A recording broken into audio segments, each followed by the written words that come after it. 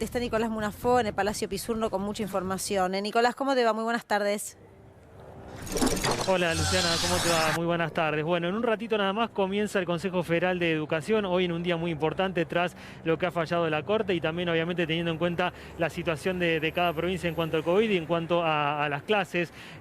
Así que seguramente también más tarde hable el ministro de Educación, Nicolás Trota. Pero más temprano en este lugar, docentes autoconvocados han llegado también para protestar, por un lado, en memoria y en reconocimiento a los 64 docentes que en todo el país han fallecido a consecuencia del COVID. Y lo que están pidiendo los docentes autoconvocados es, bueno, que no haya presencialidad, obviamente que se pueda seguir trabajando de manera virtual por la vida de los alumnos, por la vida de los docentes desde ya y, como decíamos entonces, en memoria de sus 64 compañeras y compañeros que han fallecido. Vamos a hablar con ella, obviamente, para que nos dé su opinión. ¿Cómo les va? Gracias por su tiempo. Bueno, yo decía, ¿no?, un poco la memoria de sus compañeros y compañeras que han fallecido durante la pandemia y lo que ustedes están pidiendo en todo el país, que haya una medida en que haya las clases de manera virtual, ¿no? Estamos con Ana, Claudia y con Laura, ¿está bien? Empezamos por Ana. Sí, estamos acá, como bien dijiste, en el marco de hoy que se reunía el Consejo Federal de Educación, porque creemos que la CETERA tiene que llamar ya a un plan de lucha nacional para no dejar aislada a las provincias que están pasando lo mismo que estamos pasando acá en la ciudad de Buenos Aires, que no es solo de docentes fallecidos. Lo que ustedes ven atrás son trabajadores de la educación, auxiliares, docentes, todos los que estamos adentro de la escuela, pero también involucra.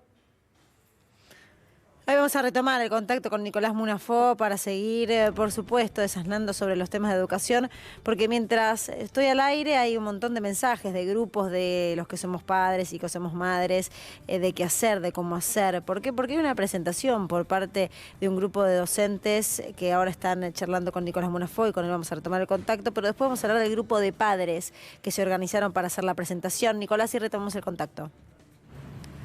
Gracias, Lu. Bueno, me decías, Ana, estas cuestiones de no solo docentes, sino todo el personal que conforma la comunidad educativa. Ustedes quieren una medida a nivel nacional, obviamente, que suceda lo mismo. Claro, una medida a nivel nacional, porque bueno, acá en Ciudad tenemos 7 compañeros trabajadores de la educación fallecidos, pero por ejemplo en provincias como Jujuy y en Tucumán ya hay 13 compañeros fallecidos, pero también se están enfermando nuestros estudiantes, sus familias y bueno, todo lo que se mueve alrededor, los trabajadores del transporte, los trabajadores del subte que también están con una lucha muy fuerte, los trabajadores de la salud que ya están pidiendo que se ponga un coto a esta situación, que es realmente alarmante porque los hospitales ya están saturados, ¿no? Claudia, obviamente en la ciudad con este fallo que hubo de la Corte, le abre también un poco la posibilidad al resto de las provincias, ha sucedido también con Mendoza, de que se sigan dictando clases aunque los casos sean muy elevados. ¿A ustedes les preocupa esta cuestión? Digo, que que haya una medida judicial, digamos, en el medio y que todas las provincias puedan tomar esta determinación aunque aumente los casos. Mira, a nosotros nos parece muy importante señalar que nos ubicamos en el campo contra la presencialidad, no únicamente por lo que estamos mencionando, digamos, de fallecimientos docentes y todo lo que implica la comunidad educativa, sino porque hay evidencia internacional y nacional también, lamentablemente, de que la presencialidad escolar ha sido el factor desencadenante de la segunda ola y provoca un agravamiento constante, digamos, en la cantidad de contagios, y esa es la situación de crisis sanitaria que estamos atravesando en este momento. Por eso, independientemente del fallo judicial, nosotros y nosotras creemos que es muy importante seguir organizándonos y por eso exigimos a la CETERA un plan de lucha nacional para poder de esta manera quebrar la política de los gobiernos que están llevando adelante una presencialidad que dicen ser cuidada y administrada y que entendemos que está muy lejos de ser justamente ni cuidada ni administrada, sino que nosotros el reclamo integral que tenemos, es no a la presencialidad en pandemia, decimos que el Estado garantice la virtualidad, la educación virtual con dispositivos y conectividad para docentes y estudiantes, y aparte también vacunación masiva y licencia para todos los trabajadores, sin excepción, al cuidado de menores y convivientes de riesgo. Laura, se habló mucho en estos días, en este tiempo, de que en la escuela, digamos, no se contagia. ¿Ustedes cómo lo toman eso, teniendo en cuenta que ustedes, bueno, son 64 los docentes fallecidos, los alumnos que han tenido inconveniente, cuando se dice que, bueno, en la escuela no hay ningún tipo de problema, ¿no?, porque vayan? Bueno, con mucha preocupación, porque esto sí sucede. Es inevitable, no se puede, ediliciamente las escuelas no están posibilitadas a mantener la distancia, entonces es muy complicado. Hay escuelas donde no hay ventanas como para tener la ventilación cruzada, la capacidad de las aulas en su superficie no soportan 10 o 12 alumnos. En este tiempo que ahora recién empezó a refrescar, pero se han usado los ventiladores como extractor de aire y eso no contempla ningún protocolo, que de hecho nunca fue un protocolo, sino fue algo que acercó el gobierno de la ciudad como un instructivo, pero no puede determinarse como un protocolo. Así que con mucha preocupación porque eso es riesgoso y allá ha habido burbujas aisladas y que eso es lo que produce el contacto estrecho en las aulas. Lucy, ¿vos me querés hacer alguna consulta para los docentes? Yo se la traslado. Le voy a consultar, mientras tanto, qué les dicen los padres que están con esta duda, si llevarlos o no a la escuela, o el miedo de lo que significa llevarlos, ¿qué pueden hablar con ellos?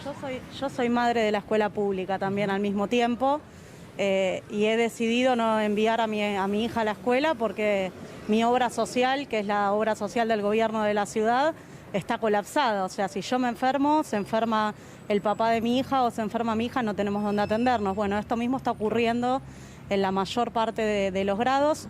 Van pocos chicos, o sea, las familias también están en huelga, podemos decir. Esto no es una huelga solo docente, sino que es una huelga de las familias y de muchos centros de estudiantes que también se plantaron en defensa de la vida. Bueno, muchas familias, en el grado de mi hija puedo decir que muchas familias estamos eligiendo defender la salud y la vida de nuestros hijos, ¿no? Y que la política está fuera de eso. O sea, no se puede. Sí.